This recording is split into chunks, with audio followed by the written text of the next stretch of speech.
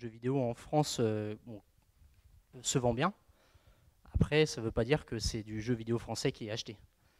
En général, le problème au niveau du jeu vidéo français, c'est qu'il manque de moyens, on va dire, pour réaliser ses ambitions. Et que pour l'instant, c'est vrai qu'il y a principalement Ubisoft qui sort vraiment du lot. Ce qu'il faut... ah oui, alors Ubisoft, oui, c'est un peu bizarre parce que la Bretagne est très pauvre en jeux vidéo, mais en fait, derrière Ubisoft, c'est la famille Guillemot qui est en fait du Morbihan. Ubi, en fait, ça tient, c'est pour Union des Bretons indépendants. Après, il faut voir qu'au niveau jeu vidéo, moi évidemment, je parle du jeu vidéo, on va dire traditionnel, donc tout ce qui était console et des choses comme ça, parce que moi, c'est mon expérience et c'est ça que je connais le mieux. Ce qui se développe pas mal, c'est évidemment tout le développement sur jeux mobiles et les jeux Facebook. Ça, il faut voir que déjà, c'est beaucoup plus simple de vendre maintenant avec la notion de jeux directement disponibles avec la distribution en numérique. Donc il n'y a plus le problème de trouver un éditeur pour distribuer le jeu en grande surface ou des choses comme ça. Donc là, il y a énormément de travail de lobbying en ce moment autour du jeu vidéo en fait, auprès des organismes publics. Je ne sais pas si vous avez entendu parler des... Bon, il y a le ministre de la culture et de l'innovation aussi qu'on parlait lors de l'ouverture. Il y a pas un salon, il y a une exposition à la Cité des Sciences actuellement à Paris autour du jeu vidéo.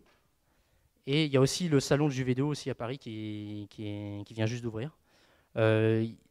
On pousse pour tout ce qui est financement, aide au financement par soit le CNC, donc en fait ça copie un peu le système de financement du cinéma. Et il y a également tout ce qui est crédit d'impôt. Sur Dishonored, le contenu supplémentaire, il a été développé une fois que le jeu a été sorti. Donc le jeu était clairement pas disponible. Après, il y a évidemment des éléments qui sont repris, ça c'est sûr. Mais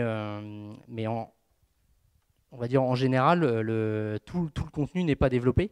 Et même s'il a commencé à être développé, comme je parlais du processus d'itération, c'est pas parce que les bases sont là que le jeu est vraiment fini. Donc moi, ça me gêne vraiment pas du tout qu'un jeu, que le contenu additionnel soit payant.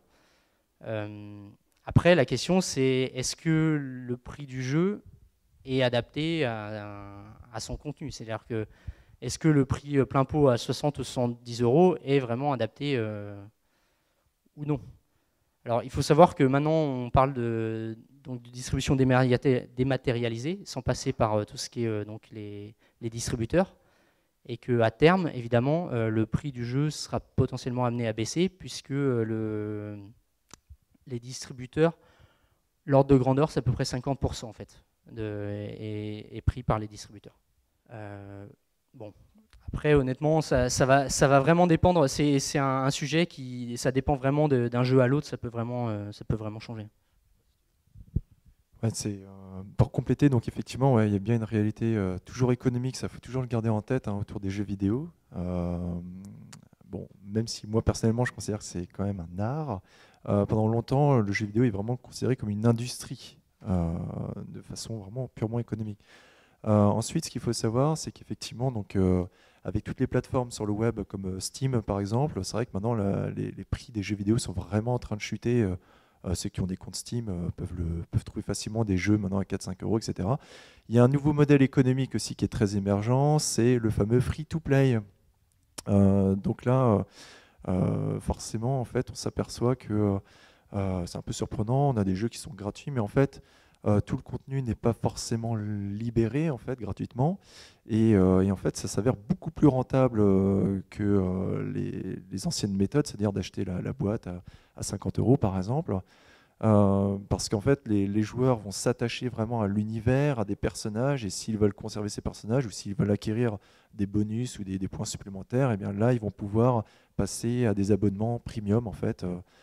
Et donc là, forcément, bah, du coup, le jeu n'est plus si free que ça au final. Voilà. Le gros souci en fait du free-to-play, c'est de ne pas chercher à trop travailler quand même parce que là-bas, l'idée c'est que de convaincre les gens d'acheter et donc de payer de l'argent. Et donc l'idée, ça peut être potentiellement de frustrer le joueur et lui offrir la possibilité d'enlever cette frustration en payant. Donc c'est un peu fourbe dans le sens où on va mettre des freins à l'expérience de jeu et à la qualité de l'expérience de jeu pour le faire payer.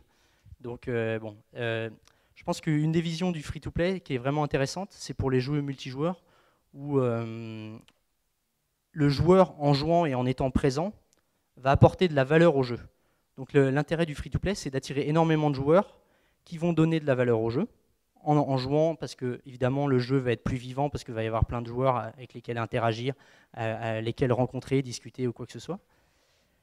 Et après, c'est de trouver quand même des moyens de monétiser et de vendre quelque chose aux joueurs sans nuire à cette expérience de jeu, quoi.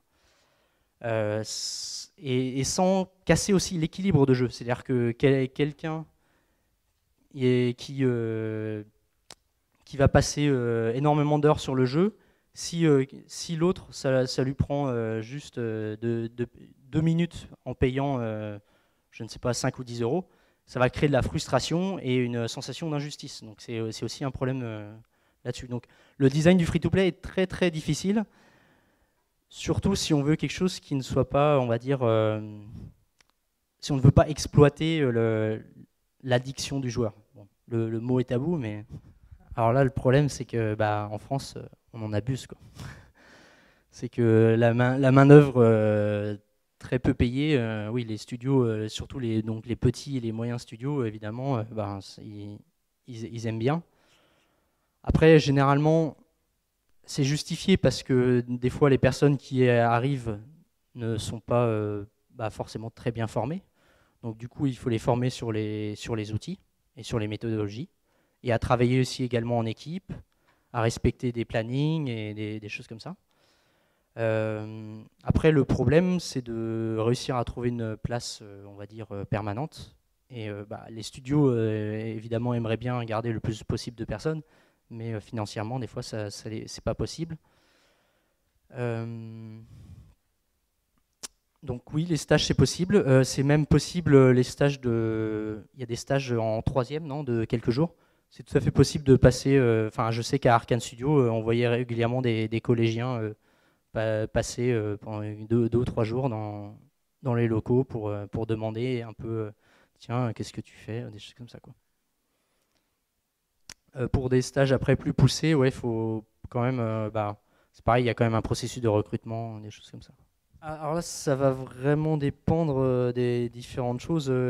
Comme on disait, il y a de plus en plus de formations. Après, il y a encore possibilité, c'est de plus en plus dur, mais il y a toujours possibilité d'intégrer un studio en étant autodidacte et en montrant qu'on est capable de faire des choses, quoi. Donc, ça reste plus facile parce que évidemment, il y a moins de risques, on va dire, pour le studio quand il sait que la personne a suivi une formation. Mais quand il y a un portfolio pour voir, et après, s'il y a le portfolio conséquent, de toute façon, ils vont commencer, quand on a un contrat, il y a une période d'essai, et à ce moment-là, ils peuvent juger quand même de la valeur d'une personne, quoi. Ou offrir un stage, ou quelque chose comme ça. Ce qui est important de préciser, en tout cas, d'une façon générale, c'est que la formation ne suffit pas. Il faut vraiment travailler à côté et se faire son propre portfolio, quoi. C'est surtout ça qui prime, d'accord ? Donc justement, vous êtes passionné, motivé, allez-y, quoi. Commencez à développer des petits projets de votre côté. Voilà. Alors après, si vous pouvez intégrer effectivement des formations, c'est sûr, c'est toujours un plus. Mais voilà, quoi. En tout cas, la formation elle-même n'est pas suffisante, quoi. Vous êtes trop nombreux sur le marché maintenant.